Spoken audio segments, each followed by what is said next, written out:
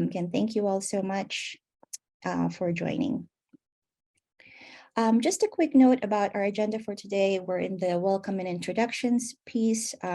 We will also share some love for our sponsors, sponsor appreciation. We'll be sharing some news about what's coming up in terms of programming and events from the WTIA DEI Center of Excellence, go over the purpose of meetups, do quick introductions for the panel speakers, and also some level setting for the purpose of our conversation today, and then we'll start the panel discussion. So many thanks to our funding sponsors, First Tech, Lyft, and Verizon. Without their support, we won't be able to continue this work. So we're really grateful for their continuing support for the programming that we offer to our community. Just a quick note about the DEI Center of Excellence. I wanted to note that we exist because we lead and support the creation of anti-racist multicultural organizations where equity is deeply rooted and sustained in our workplaces and the communities we serve. We offer DEI assessments and metrics, thought leadership, curated learning on DEI topics, toolkits, and facilitation guides. We also wanted to highlight our partnership with the Diversity Waymaker Consulting, which provides leadership training, coaching, consultation, and strategic planning support for various types of companies. Diversity Waymaker is a leading consultancy with a focus on helping your organization advance diversity, equity, and inclusion practices and programs. The team brings more than 60 years of expertise that comes with attainable and effective results that are really geared to transform diversity initiatives to enhance organizations and the communities they serve. Through the partnership, we offer strategic business alignment to infrastructures and methods, to operationalizing processes in programs, and concept integration, program effectiveness, communications, and leadership development. It's a mouthful, but that's all of the services and programs that we offer through this partnership as we seek to transform and move your organization's DEI intention forward to make way for a more diverse and inclusive workplace. I will put here in chat the contact information for our head of DEI business development, Greg Glover, who some of you may have seen or perhaps been introduced to in various contexts.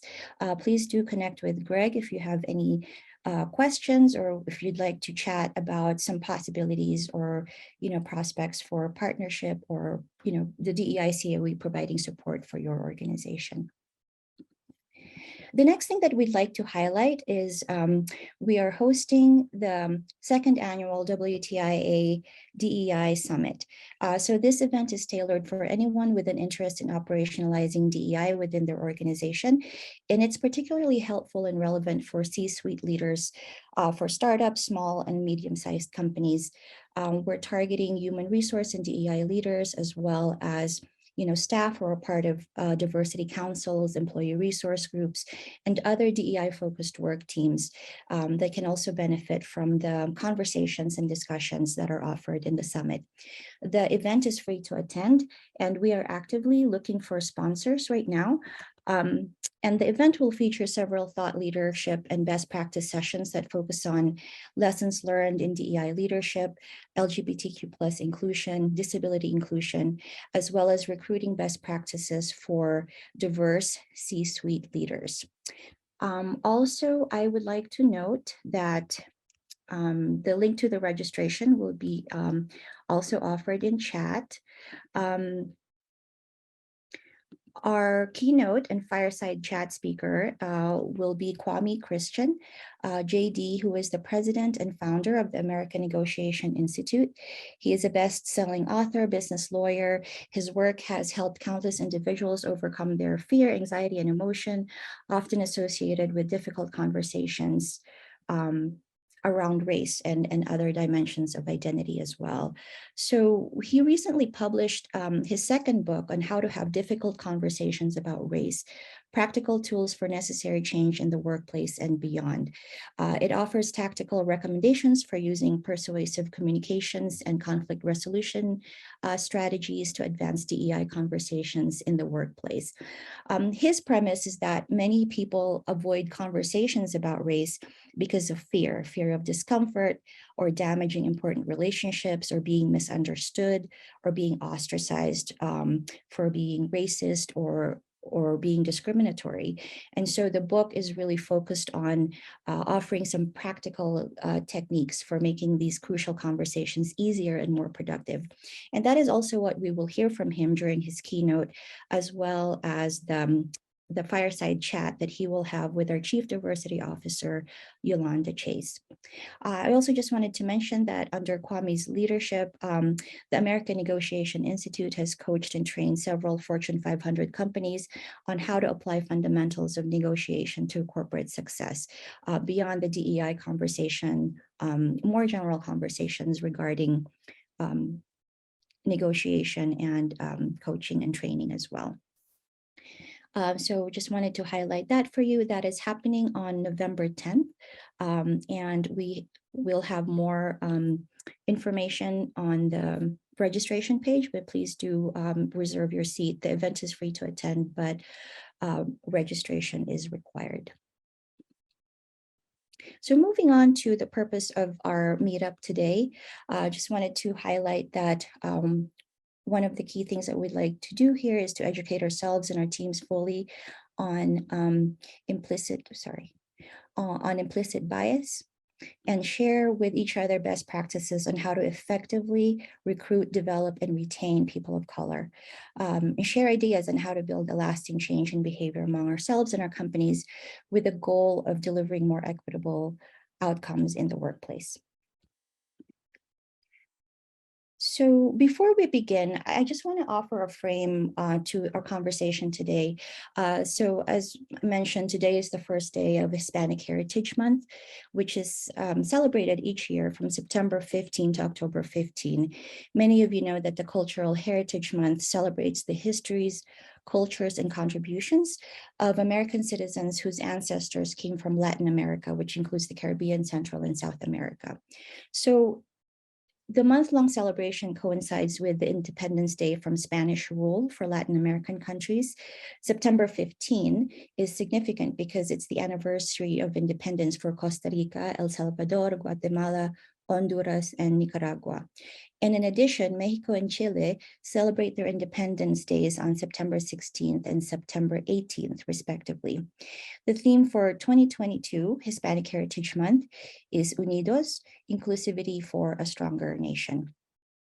So before we introduce our speakers, I'd just like to first share some key facts about the dynamic and growing Latinx community. So according to the 2020 US Census, the Hispanic or Latino population grew from 50.5 million in 2010 to 62.1 million in 2020, representing 18.7% of the total population in the US. Between 2010 and 2020, the Hispanic or Latino population grew by 23%. Also, Latino population growth is a significant driver in US demographic growth. Slightly more than half, or 51.1% of the total US population growth between 2010 and 2020 came from growth in the Hispanic or Latino population. According to Pew Research, 4 out of 5 Latinos are US citizens, and as of 2019, 80% of Latinos living in the US are citizens. The number includes people born in the US and its territories, those born abroad to American parents, and immigrants who have become naturalized citizens. So the number of Latinos who identify as multiracial also increased during the census period from 3 million to more than 20 million. So this is likely due in part to changes in the 2020 census forms. Also wanted to note that in the Latino population, people of Mexican origin make up almost 62% of the country's overall Hispanic population.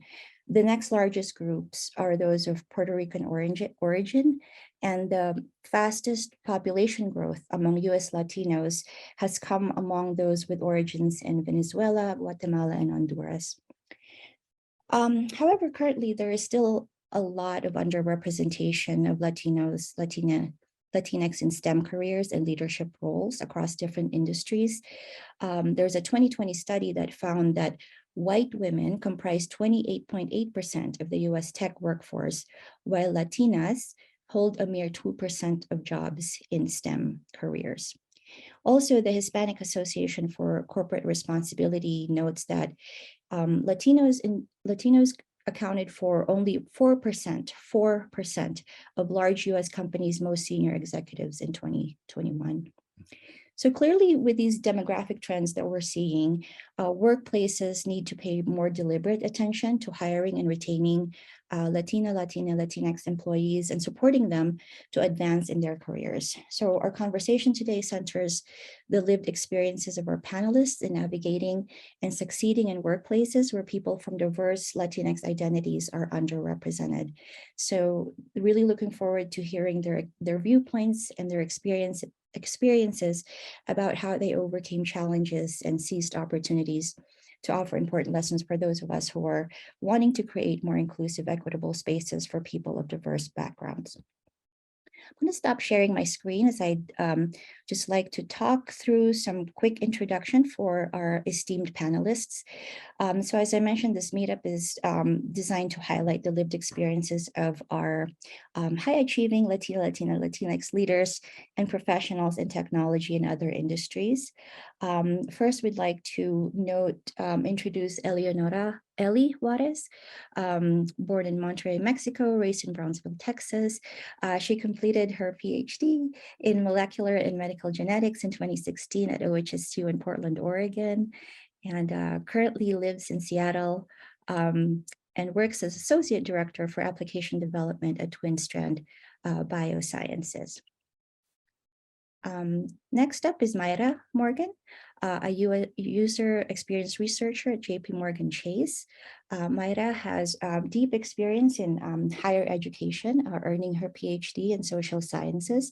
She identifies as a qualitative researcher with more than 15 years of hands-on experience conducting qualitative research. We also are joined by Deyanira Zavala, Interim Director of Strategic Priorities for the Colorado Center on Law and Policy. Deya is an experienced collaborative nonprofit professional with more than 10 years of experience in working in community economic development. In her current role, she supports the organization in implementing equitable community engagement practices that elevate the voices of communities impacted by displacement pressures across the state. So thank you, Deya, for joining us today. Let's see here. So we have a set of questions that we've prepared. We will also be reserving time toward the end to gather your questions. Please put them in Q&A or chat and we'll filter through them. So without further ado, I'll ask the first question and perhaps invite Mayra to start us off. Mayra, if you could describe your career path, who are your influences, and also how did you choose the field that you're currently representing? Hello, everyone. Thank you, Mylene, and everyone for being here. As Mylene said, my name is Mayra Sanchez Morgan, and if I tell you about my career path, I can say something like, you know what, I was born and raised in Mexico. I'm a social anthropologist. I did my bachelor's and my master's there. And one day I decided I want to grow in my career. I wanted to, explore the world, expand my wings. And I left everything behind for a dream. I wanted to do my PhD. When I say everything, I really mean everything, I left my salsa dancing, I left the beach and the ocean, my family and friends, not in that order, so don't worry about the order, but I left everything behind. And I didn't know what that means until the moment I ended up in a really, really small town in the north of Michigan on January 3rd with 200 inches of snow. I have never seen the snow in my life. I didn't know. I'm from the Yucatan. If you have been there, you know what that means about the weather, right? So I ended up here alone, lost. But I said, you decided this. Now you have to make it happen. So I started my PhD, and I have to say that this area, this town, the university where I did my PhD is 80% white. So I didn't see people from my heritage, my color. I didn't have anyone to speak Spanish. So it was really, really challenging for me. And I came here thinking I was going to be a professor, right? I'm going to be a professor and I'm going to do research and I'm going to teach. But through the course of my PhD, I realized that that was not what I really wanted to do. But nobody else told me what else I could do with a PhD in social science, right? I didn't have the, the mentorship needed, but I knew that I really like to do diversity and inclusion. So I was really involved in, in student groups. I was the president of this. I organized a community event. I did a lot of things. And someone told me, why don't you do student affairs? Why don't you? And I started to doing that when I graduated. So I did, I worked for the graduate school, I worked for international students, and then I started working for the Center for Diversity and Inclusion. And I was really excited about it until reality hit on me. Reality hit both two ways. One way is like, I realized it, that it was, at least on my institution, it was performative. The interest there were not the interest of the diversity, it was the interest of the people in power, right? The people who have the power to dictate what are the programs that are going to be the most important programs, who are the students that have the access to the best resources, right? So that's something that I said, that doesn't go with me. That's not why I decided to do diversity and inclusion. And the other reality here is like, I was missing doing research a lot. So I decided to go back to the research because I love doing research. And I had a conflict because I was like, what do you mean I'm going to do in DI? And I had a lot of guiltiness and people telling me, what do you mean you're going to leave the students? You're going to leave the institution? Well, DI is part of me on who I am. I can bring it wherever I go. So I transitioned it to do a user experience researchers. And that was one of the best decisions of my career. I'm very happy doing that. And all the experience that I've built during my career so far are helping me to enhance diversity and inclusion wherever I go. So currently I'm a user experience researcher at JP Morgan Chase. I don't know if that explains a little bit about my career, but if you have questions about it or you want me to elaborate, I will for sure in a little bit. Thank you so much, Mayra. Definitely important to highlight how you're bringing DEI within your current role as a researcher as well. Ellie, can we hear a little bit about your experiences and your influences and how you got to choose the field that you're in right now? Sure. So I am, interestingly enough, sort of a child of all of the diversity and inclusion, well-intentioned, not always well-executed programs at the NIH and all sorts of organizations, institutions. We kind of fell into, I come from a very traditional Mexican family where you're a doctor or a lawyer if you want to be successful. And so I decided doctor made more sense than lawyer. My brother's a lawyer. So we decided to round my parents off that way. But I thought I wanted to be a medical doctor, never really understood that there was research and other components to being a doctor, and joined a program called MBRS Rice. That was a pipeline to research, and my first summer program or summer internship was at OHSU, which is where I ended up doing my PhD. I spent the next summer at Hopkins, and at Hopkins really is where I figured out my love for cancer genetics and sort of human genetics in general. And so my PhD is in medical genetics, molecular and medical genetics. And there I did a lot of really heavy work around DNA repair and mutagenesis, as well as looking at environmental exposures and human health.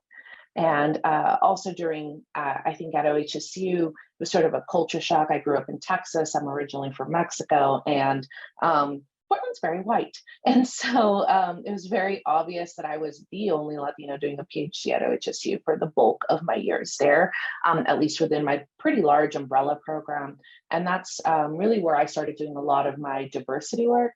I don't think that I truly understood the importance of the work when I was surrounded by a lot of people that look like me. So it was a little bit of a blessing in disguise. Feeling so alone was also realizing that there was a lot of other kids in the surrounding areas to Portland that don't necessarily have access to the large programs and stuff that really could benefit from having some access and having mentorship. And I think that's the one thing that I've carried the most throughout my career, is trying to be a mentor to other women, particularly other women of color in science. There isn't a lot of us, and is particularly in my very highly technical field of bioinformatics and human genetics. And so that for me has been the most important part. And so fun enough, after graduating and doing a postdoc in single cell at OHSU, I was recruited from a company called Twist Biosciences to go work for them. And I really thought I was sort of done with a lot of the work I'd done during my PhD and was going to lean into the bioinformatics world. But life is funny that way. I ended up realizing that my biggest skill set was actually my people skills and less my science skills. And so I ended up in a role that was primarily meant to be very technical, but ended up really growing up to be a highly technical sales type of role, and realizing that communication aspect, I did a lot of our sales in Latin America. So all of a sudden, me knowing speak Spanish and all of that was a skill set that I didn't realize people were going to care about. Because I was doing webinars in Spanish. When COVID hit, I was doing a lot of webinars in Spanish, trying to enable research around COVID in Latin America, Spain, and other Spanish-speaking countries, but also using kind of my understanding of being culturally aware to go to other countries like China, where at minimum I could understand that there was a cultural difference and that I needed to be very respectful of that. And I think that can sometimes be lost in translation. And now I'm at Twinstone Biosciences, where we do heavy mutagenesis and genomics work and looking at ultra rare sequencing. And it sort of all came full circle because that's what my PhD's work in. And so I think fundamentally for me, the conclusion is that, you know, all of these small little pieces that make you up, Spanish speaking, the mutagenesis I thought I'd never do again, the absolutely no keen understanding from my PhD training that the people skills was a huge component of the industry, et cetera, all sort of led to where I'm at now. And I hope that is sort of a platform also for me to mentor other people and particularly other women that I run across and women of color. So, yeah. Thank you so much for all the work that you do, Ellie, in ensuring that you're continuing to advocate and champion for women of color as well. Dea? Yeah, thank you so much for the invitation to join you all. I just have to say, on a personal note, somehow I always find myself around scientists for some reason. My husband is a scientist. He is a neuroscientist. So both in professional and personal settings now. But thank you so much for the invitation to join. I think you're probably hearing a thread if you are in the audience in terms of just experiences that we all have, regardless of where we are from and where we are at in our personal endeavors.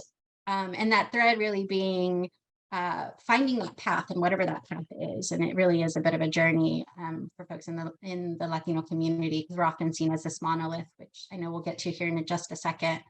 But as far as my own personal career path, growing up, I was told by counselor after counselor, teacher after teacher, that I was smart for a Hispanic. I grew up in Texas as well, North Texas, Dallas, Fort Worth, at a time when it wasn't necessarily a dominant community. The Latino community has always been in Texas, but the white dominant community typically had the attention. I was also told I spoke Spanish very well for a Hispanic person. And so those were the experiences that I personally had growing up. But I certainly had two teachers that I remember pretty distinctly inspiring me along the way, which provides that mentorship that was so necessary for me growing up, to just say and hear there's a possibility for me to pursue something beyond high school. So one certainly encouraged me to take advanced classes in high school, which was never really an opportunity for me. And then the other was often just providing me additional guidance on universities and things for me to consider after high school itself. Internally, I had one aunt who happened to go to the university here in the United States. and inspired me and really pushed me to pursue higher education. But I think, like many first-gen students, I honestly had no idea what I was doing. I didn't really know the major that I wanted to go in. I picked it because it sounded kind of cool. And so I found myself balancing full-time employment along full-time education, just seeing how my parents work. They worked 60 plus hours in manufacturing. I could totally do that and go to school and work in retail spaces. So that was kind of my experience growing up. And I share that as context for my career path as a professional, because I really took a step back when I decided to pursue my master's degree and say, well, what is it that I actually want to do?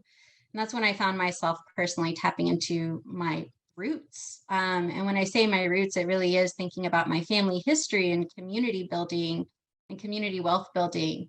My family came from a really small ejido in Michoacan and found their way in the 30s to Baja California and established a community there. And at the same time, thinking about our experiences in the United States, my parents were navigating the real estate and housing world and just being told time and time again that they couldn't actually access housing in certain neighborhoods.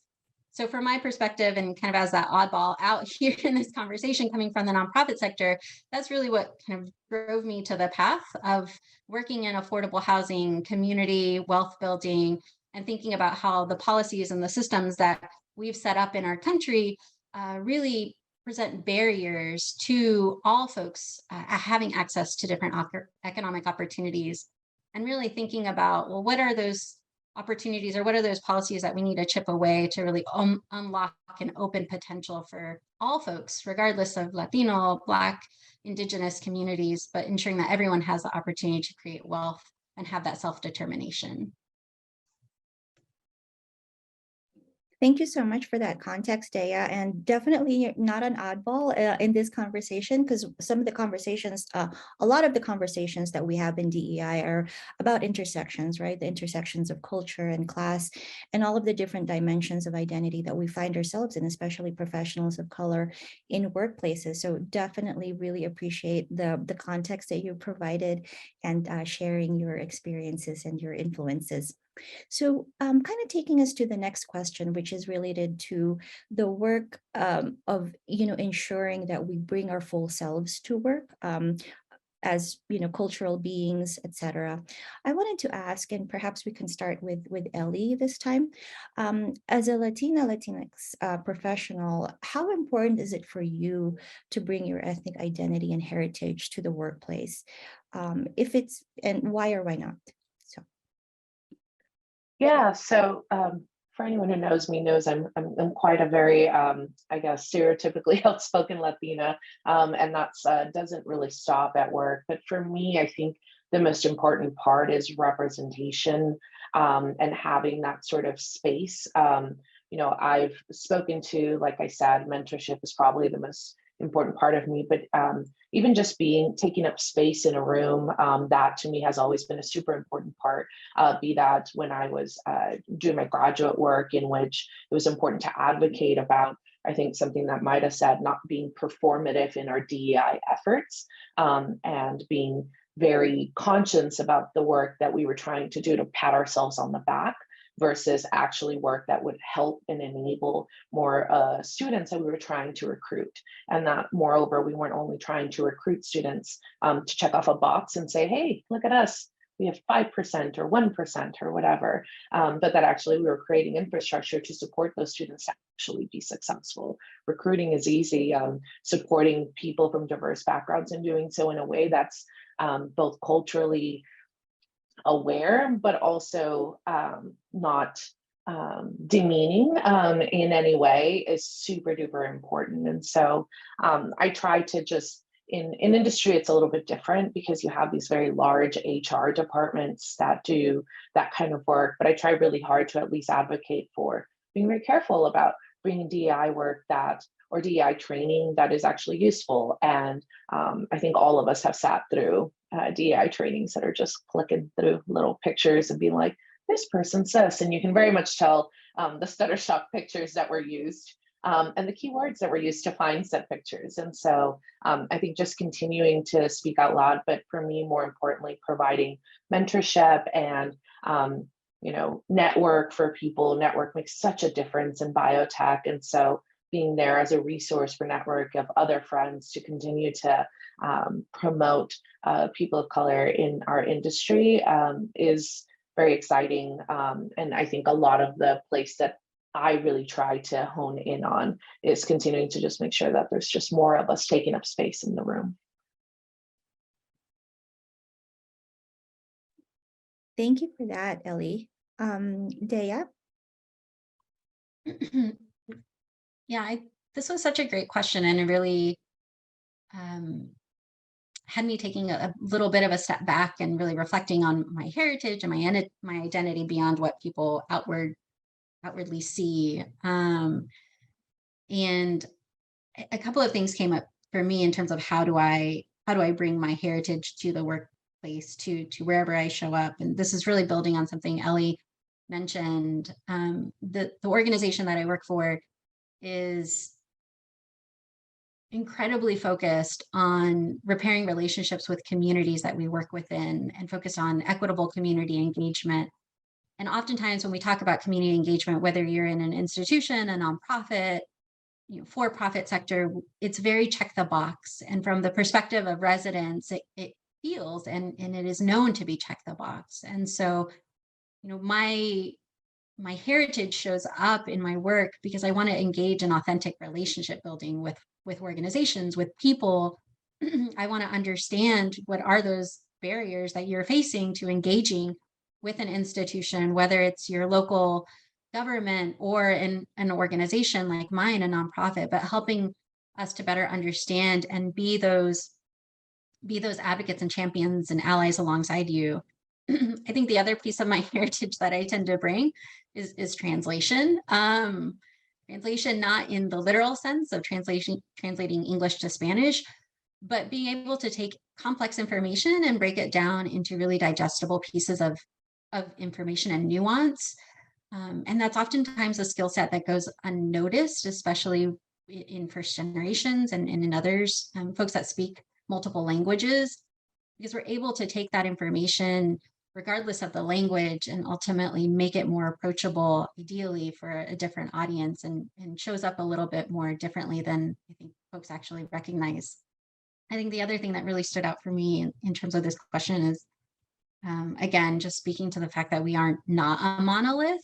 The Latino community is so broad and so diverse, and each of us brings a different skill set and different expertise and different lived experiences that really should be honored, regardless of where we are in the year, but just acknowledging that that's something that is a key important key thing to how we show up in wherever we work and wherever we are as people. Yeah, absolutely. Thank you so much, Dea, for emphasizing the diversity of the Latinx community and ensuring that while it's important to, celebrate cultural heritage months because we, get to have a dedicated, time to pay attention to a particular community, Latinos do not only exist during September 15th or October 15th, right? So definitely important to, continue to highlight those experiences throughout the year. Appreciate that. Mayra. Thank you. Yeah, this is a very interesting question, and answering very straightforward. It is very important for me to bring who I am, but it's more important for me and for others to understand what Ellie was saying, that diversity matters, that representation matters. And when people see me, I understand that they have implications, that who I am comes with a lot of, for instance, in Mexico, when I was living there, I was considered white because I'm lighter skinned, because my maiden name and my last names are European and not indigenous. But the moment I moved here more than 10 years ago, I became a woman of color. And that came with a lot of implication. I came with a different type of discrimination. And that came with a lot that I had to learn how to deal with. And I had to learn also that I belong. And I have been trying to prove myself every single step of the way. But now I'm in a point where I don't ask permission to bring my identity, because sometimes places are, there are groups that own those places, those spaces, but spaces are not owned by anyone. Spaces are spaces, and we need to understand that spaces, work spaces, family spaces, organization spaces are diverse. And that needs to be the norm. And how we're going to make that a norm is normalizing, bringing our own identities to wherever we are and not asking permission for it, right? I'm a migrant Latinx bilingual woman with a strong accent, right? And that's what I am. And that's what I'll bring to my workplace. That's going to bring to my volunteer work. That's what's going to bring every single time that I show up. What happens is that there's a lot of barriers to that, right? Because we are being told, I've been told that I don't have enough experience, that I don't look like a doctor, right? When you think of a doctor, woman, do you think like a migrant Latinx? Woman, you don't, right? So I'm not doctor enough, that I don't have enough experience, that I still have enough accent. So I hear that in a constant basis, right? But regardless of that, I have to understand that I'm still gonna show up. And I'm gonna show up with all that, right? And that's how I show up every single day, every single thing that I do. And not everybody likes it. Not everybody agrees with it, because sometimes it's too much, right? Like Ellie was saying, like Deyanira was saying, we're outspoken. And we don't supposed to be in traditional Mexican families. We don't supposed to be that. It's not about what's supposed or what we, we don't. It's about who we are. And this is who we are. And this is what we bring. And that's great, because representation matters and diversity matters as well. And how do we make it that, how do we make it important? How do we make it visible? Exactly doing this, showing up and showing who we are without asking permission to do so. Absolutely. That's such a powerful message, Mayra. Unapologetically showing up as our, as your true self, as a migrant Latinx in the spaces that you occupy. Definitely really empowering. And what I just might add, just a reflection is perhaps, that doesn't, kind of immediately happen, automatically happen for others because of, perhaps of fear, of anxiety, of being accepted, right? And also this pressure to assimilate into these spaces that are, to be frankly honest, were not created with people of color in mind. And so, this is such a rich conversation, and I'd love to kind of jump into the next question, which is about tactics and strategies, right? In overcoming some of these challenges and barriers. And so, and perhaps we can start with Dea for this question. So as a woman of color, as a Latinx woman of color in the workplace, can you point to certain, specific, examples of how did you advocate for yourself as well as for others to ensure that you have the support you need to advance and to be successful?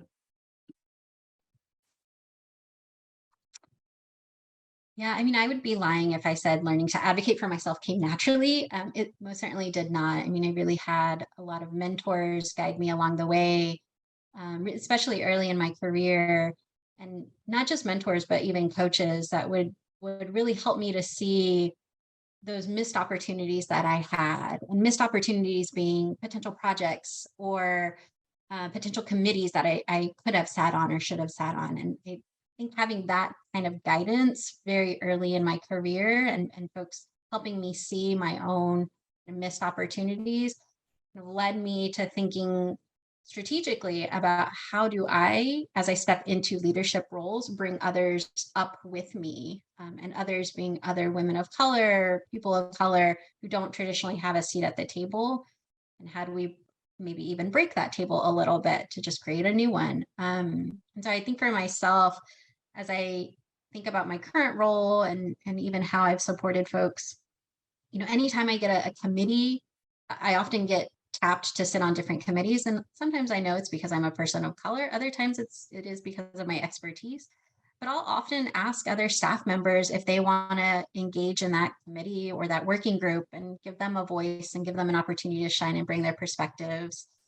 For others on my team, certainly working one-on-one with them and providing them some coaching and some mentorship along the way, which I think regardless of where you are can always be helpful, but especially for folks in our community who might not have that or have had that growing up, mentorship could be incredibly powerful in their own personal and professional growth. And Daya, if you won't mind me asking, if I could just kind of probe a little bit into what you shared regarding learning to be a mentor, because you mentioned that, advocating for yourself did not come naturally. How did you learn those mentoring skills, and how did you learn how to hone them? Yeah, that's a great question. I learned how to mentor from my mentors. I would specifically ask them, like, why did you tell me this? Like, just help me understand it from a place of learning instead of like me challenging them a little bit, which involved a little bit of humility and grace, I think, for myself, just growing up. I think Maida kind of mentioned this, we're not told as Latinas, there's like a saying, like, calladita se ve más bonita, or something like that. Like, if you're quiet, you're prettier. And it's like, well, hey, I'm taught not to push back. So kind of unbreaking that and asking my mentors, tell me a little bit more, help me understand a little bit more about what you meant by this, just for my own learning, was really helpful. I think the other piece is honestly just putting myself out there, which involved a little bit of personal growth and personal pushing, which feels uncomfortable for anyone, but especially if you don't really understand what the table is. I think just takes some personal development and personal growth. Got it. Thank you so much, Daya. Ellie, if you could share a little bit about, as a woman of color, how did you advocate for yourself and others to get the support you need? Yeah, so what I've learned over the years, and mostly from my mentors, like Dayanita said, has been how to advocate for myself in different spaces. My go-to is actually to be very loud and sometimes even aggressive about what I need. And I think it's a little bit rooted in always being a feeling like you've got to be on the defense. You've always got to be ready to someone's going to say something, some wonderful microaggression. And I'm sure a lot of us in the workforce have had moments where you get home and you go, wait, did that person just insult me? Kind of feeling. And that's the beauty of microaggressions. They're not super overt, but they're very small. But what I've learned is that advocating in that sense, to some degree, pigeonholes you into this stereotype. And so what I've learned from my mentors, and it has required, like Dayanita said, some humility, but also a lot of introspection, is about what am I missing? What part of my personality could I do better? Watching other people do it really well. And then reaching out to mentors. I have an awesome Latina woman mentor right now who works with me. And I realized she had this sort of quiet confidence to her. I have a very loud confidence to me, not necessarily a quiet one, but that seemed to really get her across, especially in rooms where everyone's like a very high-powered male who doesn't necessarily take well to very loud in your face components because they're not used to people speaking to them that way. And so I really but she was so effective of it and had this momentous amount of respect from the room that I felt like I wasn't getting. And so I reached out to her and was just like, it's not very often I run into other Latino women in my field. And so reached out to her and was like, how do I also get to that space? What do I need to channel? And it was, her feedback was always kind of not what I expected. I thought she was going to say something like, it comes with age. And her answer was, there's a stress ball under my desk that I'm always squeezing to make sure that I seem calm on the upside, but everything's coming out on the inside. And so I was just like, oh, okay. She's like, don't worry, I'm fiery too. I've just learned this sort of works in these scenarios better. And so advocating, I think, takes a lot of forms. And it's not just advocating for yourself. Sometimes you can advocate for others. And by doing so, sort of advocate for the greater selves, the group that you belong to. And I think that for me has allowed me to be more successful, but it doesn't come without trying to have some introspection, which is never easy for any of us. To really understand what my shortcomings are and how I can be better. within my profession and how I can mentor better. But almost everything I've learned has been from my previous mentors, and I've tried really hard to, even previous bosses, even the ones that haven't been great, in understanding what they didn't do great. But there was this one thing that I was like, oh, that actually was super useful, and trying to incorporate that into how I manage a team, and how I mentor other people as well. And that for me, I think is probably the biggest component of advocating for myself, is really understanding the nuances of how one can advocate to be successful. Absolutely. Yeah. And that's super important, especially, of course, we all work in, predominantly white and male, spaces for the most part, but especially in your field, Ellie, in molecular biotechnology, right? And being so, kudos to you, and also for that emphasis on the humility and introspection as well. Myra, can you share your thoughts with us? Sure. I think for me, there's like, I was reflecting on this question, and I think I do it two ways. One, for me, visibility is important. So I push for groups, marginalized students, marginalized groups to be visible, to be part of events, spaces. I always ask questions, first, are you going to have the Hispanic, I'm going to see a very simple and probably silly example. My previous institution, I mentioned I was working at the Center for Diversity and Inclusion, and there were female identified students were asking for, they were saying that they don't have a place where they can do their hair in town, right? Because nobody knows how to work with the texture. So the president of the center, was my manager, but the vice president said, yeah, sure, we talk about it. So they created a committee to discuss that new program, and they didn't invite any woman, any individual identified as woman, and any woman of color, right? So the people in power was deciding again. So they were reproducing.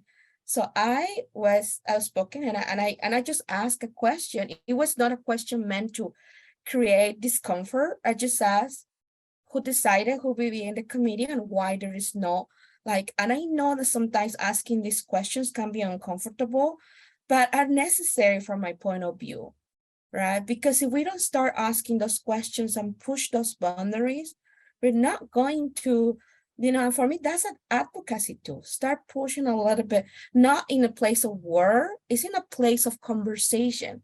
Let's put this on the table. Let's analyze, reflect, discuss why. Maybe it was just because they didn't realize that, oh, you're right. Or maybe because there was no, but there will be many reasons, but starting the conversation about visibility, it's important for me. And another way that I do advocacy for myself and for the students or the people I work, especially people of BIPOCs, I always tell them what I mentioned before, act like you belong. I know it's hard, but act like you belong.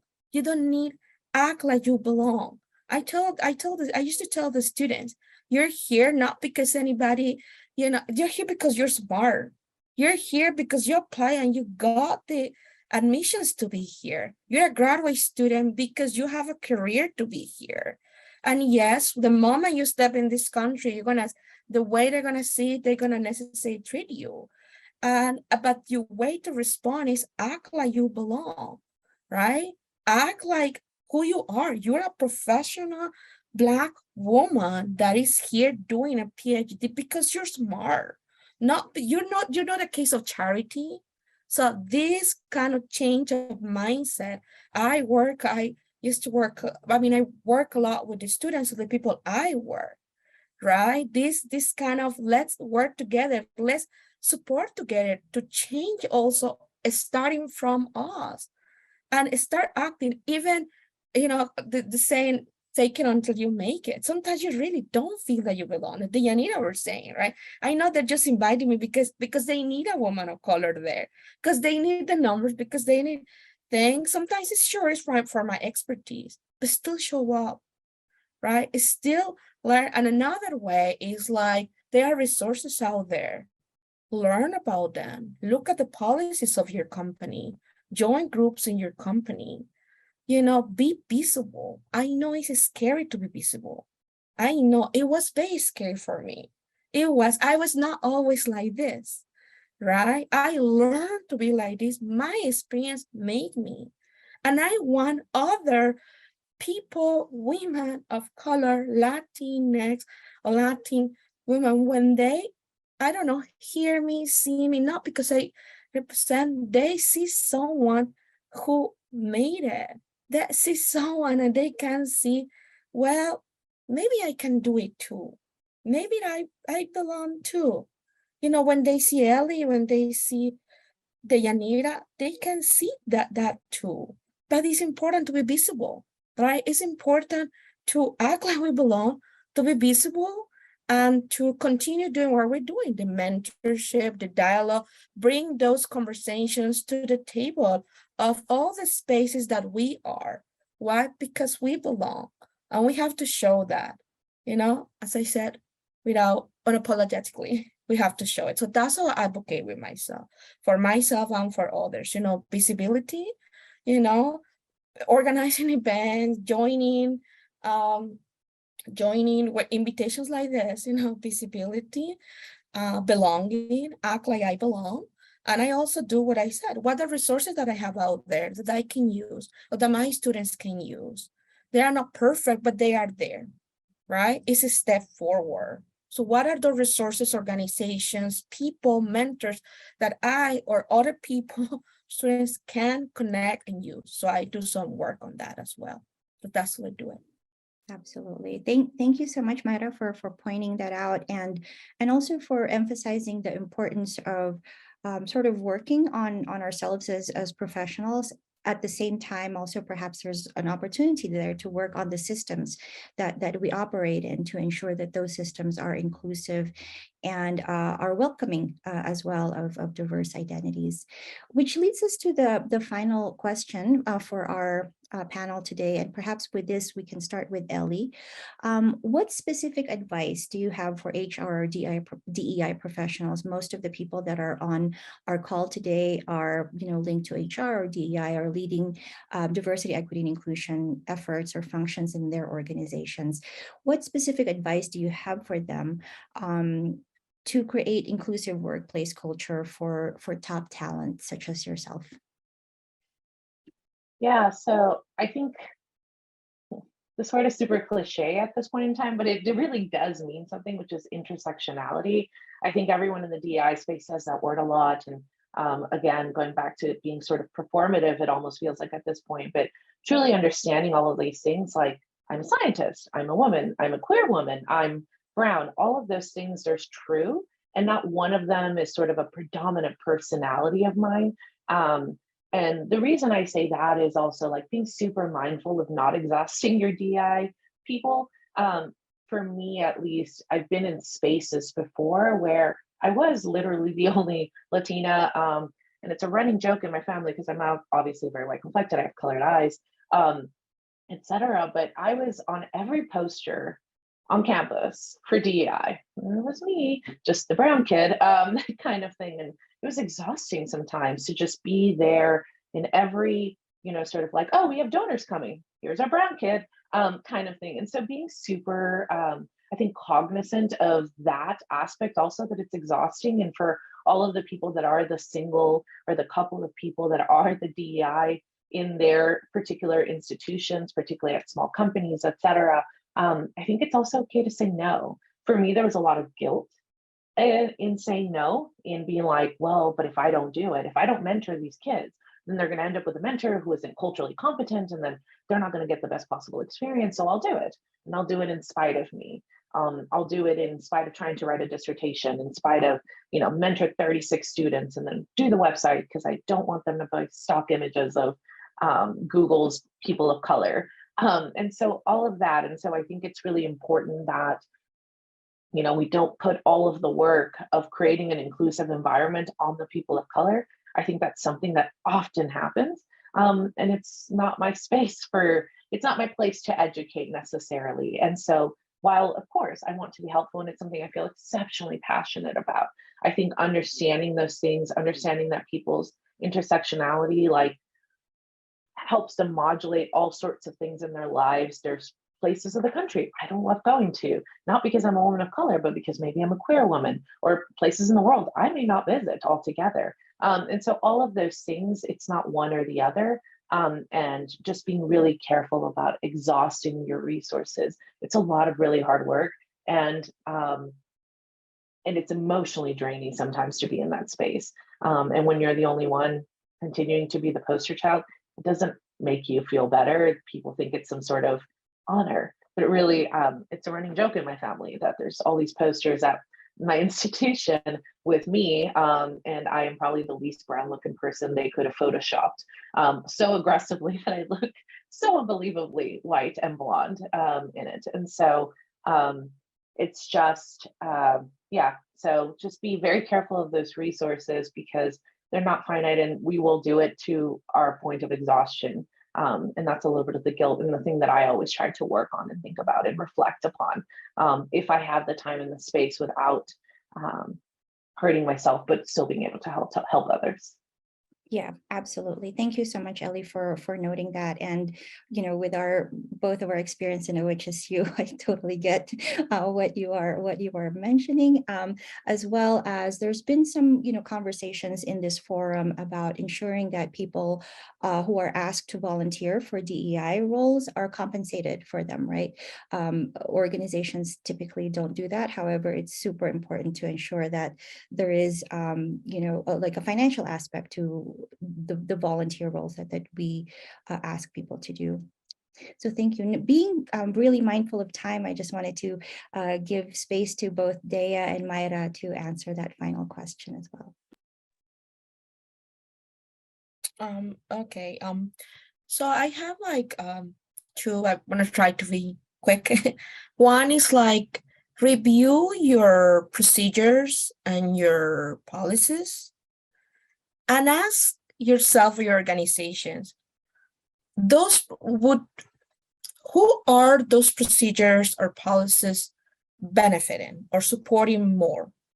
Those who already have the power, or those who are, because sometimes our procedures and our policies or processes, once they were made for those who had the power at the time to make them.